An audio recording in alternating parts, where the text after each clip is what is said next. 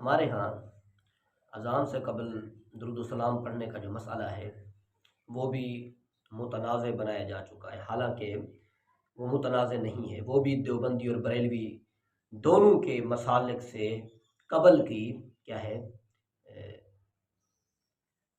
بنیاد ہے۔ یہ تو بعد میں بنے نا، بنیاد پہلے ہے۔ یہ پھر میں آگے گفتگو کروں گا کہ ان دونوں میں سے قدیمی طرز پر کون ہے۔ ابھی کے لیے میں یہ عرض کر چکا ہوں کہ اس بعد میں بنے، لیکن ایک ان میں سے مسئلہ قدیمی طرز پر ہے، وہ بعد میں بتاؤں گا۔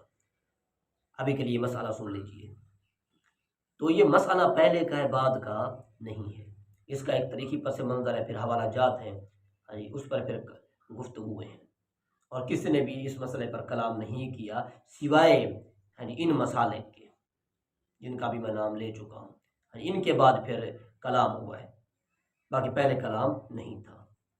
تو آئیے ذرا اس کا پہلے تاریخی پس منظر دیکھتے ہیں، اس کے بعد حوالہ جات، اس کے بعد پھر قرآن کے عموم کی طرف آتے ہیں، اس کے بعد حتمی فیصلہ ہوگا۔ سب سے پہلے تاریخی پس منظر، علماء نے لکھا ہے کہ حضرت صلاح الدین ایوبی رحمۃ اللہ علیہ کے دور سے اس کی ابتدا ہوئی ہے۔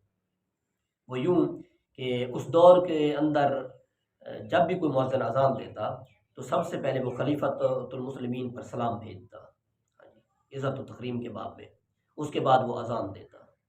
لیکن جب حضرت صلاح الدین ایوبی رحمۃ اللہ علیہ ممبر پر بیٹھے تو انہیں یہ ناگوار گزرا کہ اذان سے پہلے میرا نام لیا جائے۔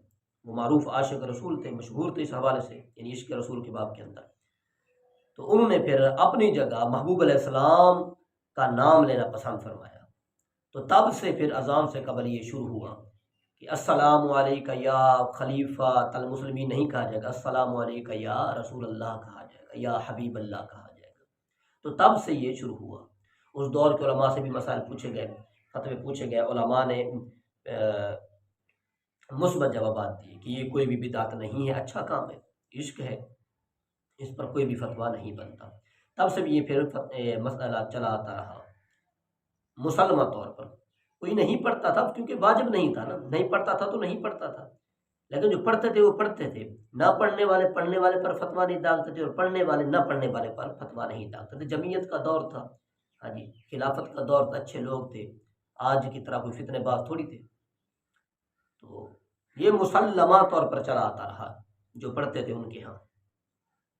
یہ ابتدا شروع ہوئی نجدیوں سے، انہوں نے سب سے پہلے اسے ختم کیا، اور یہ کتابوں کے اندر واضح طور پر موجود ہے کہ نجدیوں نے سب سے پہلے اس شخص کو قتل کیا جو مینارے پر کھڑے ہو کر کے اذان سے قبل درود و سلام پڑھ رہا تھا۔ انہوں نے کہا یہ بدعت ہے، صرف امت کے اندر تفرقہ ڈالنے کے لیے، حالانکہ یہ کوئی بھی بدعت نہیں ہے، نہیں تھی، نہ ہی کسی نے اسے بدعت کہا تھا۔ اختلافات یہ جو رونما ہوئے ہیں، ان اختلافات کے بعد تو کہا گیا، پہلے کسی نے بھی نہیں کہا۔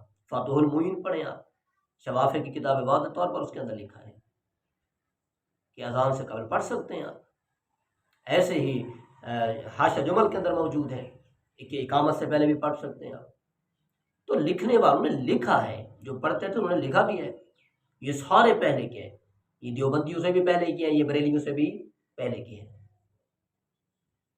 تو یہ اتفاقی مسئلہ تھا، پس منظر بھی آپ نے سن لیا اور علماء کے حوالہ جات بھی آپ نے سن لیے۔ بعد میں تو کثیر علماء ہیں نا جن کے حوالہ جات ہیں اور گفتگو ہے، ان کے میں نام نہیں لے رہا، میں پرانے علماء کے نام لے رہا ہوں، اور وہ صرف یہ دو نہیں، اور بھی کافی سارے ہیں، لیکن چونکہ یہ وقت تھوڑا ہوتا ہے تو اس وجہ سے مناسب یہ ہے کہ دو کے حوالہ جات کافی ہے۔ جس نے ماننا ہے اس نے دو کے ساتھ ماننا ہے، جس نے نہیں ماننا اس نے نہیں ماننا۔ نمبر تیسری بات، قرآنی آیت کا عموم۔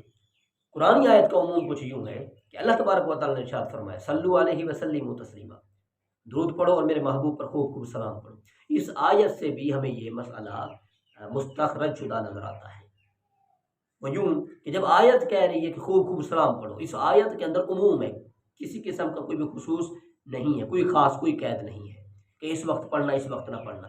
اب اگر کوئی یہ کہتا ہے کہ نہیں اس وقت پڑھو اس وقت نہ پڑھو، اس وقت پڑھو اس وقت نہ پڑھو، تو وہ اپنی طرف سے زمان یا مکان کی قید لگاتا ہے، وگرنہ قرآن نے تو قید نہیں لگائی نا۔ قرآن کہتا ہے کہ خوب خوب سلام پڑھو۔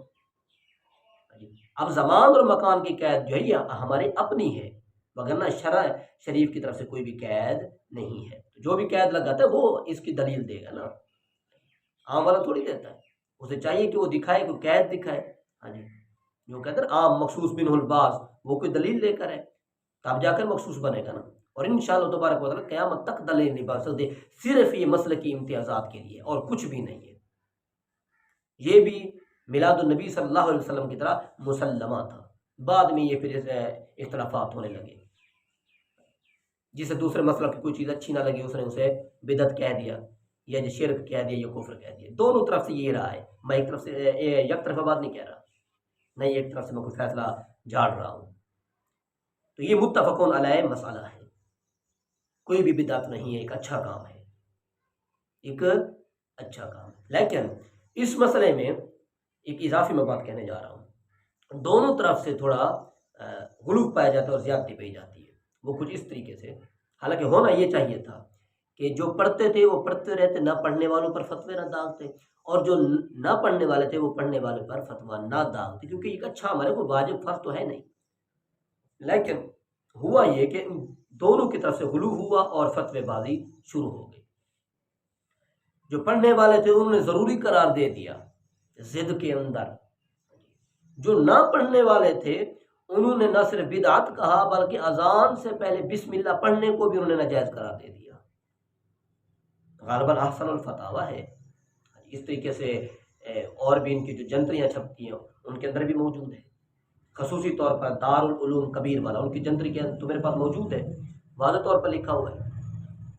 تو جس طرح پڑھنے والوں نے غلو کر دیا کہ ضروری سمجھ لیا، نہ پڑھنے والوں نے بھی غلو کیا، وہ غلو تھوڑے دوسرے لحاظ سے کیا کہ بسم اللہ کو بھی بدعت کہہ دیا۔ اور بھائی جب آقا علیہ السلام کا فرمان ہے کہ ہر اچھے کام سے پہلے بسم اللہ پڑھو تو پھر پڑھو، ہر اچھے کام سے پہلے بسم اللہ پڑھو، محبوب علیہ السلام کا حکم ہے کہ نہیں ہے، تو پھر اذان سے پہلے بھی پڑھو بسم اللہ۔ انہوں نے کہا نہیں اذان سے پہلے بھی، کیونکہ ثابت نہیں ہے، اللہ کے بندے حدیث عام ہے کہ ہر اچھے کام سے پہلے پڑھو، خواہ قیدیں اپنی لگا دینا یا خاص کر لینا یہ کوئی شرعی حکم نہیں ہے، یہ کوئی شرعی امر نہیں ہے۔ دونوں غلط کرتے ہیں، جو فرض بنا کر پڑھتے ہیں وہ بھی غلط کرتے ہیں، اور پھر تھوڑا امتیاز نہیں کرتے، اذان اور اس کو درود و سلام کو اکٹھے ملا کر کے پڑھتے ہیں، یہ بھی غلطی ہے۔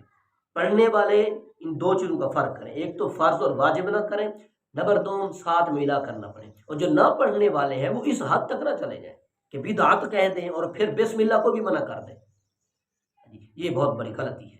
میں الحمدللہ رب العالمین قائل ہوں، لیکن میرے مدرسے کے اندر اذان سے قبل درود و سلام اونچی آواز سے نہیں پڑھا جاتا، میں ہوں قائل، میں پڑھنے کا کہنا کہ نہیں پڑھا جاتا، مستحب ہے، کوئی پڑھتا ہے پڑھے، کوئی نہیں پڑھتا نہ پڑھے، کوئی دل کے اندر پڑھ لیتا ہے، میں جب اذان دیتا ہوں دل کے اندر پڑھ لیتا ہوں، درود بھی پڑھ لیتا ہوں، بسم اللہ بھی پڑھ لیتا ہوں، پھر اونچی آواز میں اذان دیتا ہوں، تو ان چیزوں کے اندر بابا کوئی بھی حرج نہیں ہے، یہ عمومی حکم ہے، درود کا بھی عمومی حکم ہے اور سلام کا بھی عمومی حکم ہے، اور ایسے بسم اللہ پڑھنے کا بھی عمومی حکم ہے۔ اس کے اندر پھر اپنی قید لگانا، یہ زیادتی کرنا اور غلو کرنا ہے۔ اللہ تبارک و تعالی ہمیں ایسے غلو اور ایسی زیادتیوں سے بچائے۔ آخری نقطہ میں ایک اور بھی دیتا چلوں کہ حضرت بلال رضی اللہ تعالیٰ عنہ سے جو ثابت ہے روایت، جسے علامہ البانی نے بھی غالباً حسن کہا ہے، کہ وہ جب اذان دیا کرتے تو پہلے یہ دعا کرتے تھے اذان سے پہلے، اے اللہ مشرکین قریش پر تیری مدد طلب کرتا ہوں، یہ پڑھا کرتے تھے۔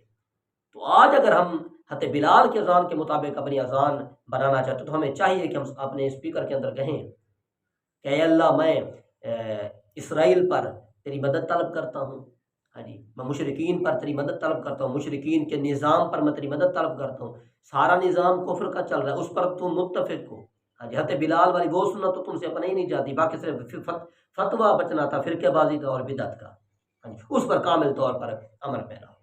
اب یہ خدا کا نام لو یار، خدا کا نام لو، کیوں تل گئے ایک دوسرے کو اسلام سے خارج کرنے کے لیے؟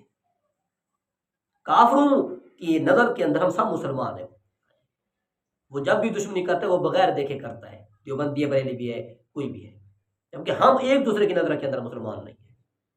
خدا عقل سلیم عطا کرے، آمین، وآخر دعوانا الحمدللہ رب العالمین۔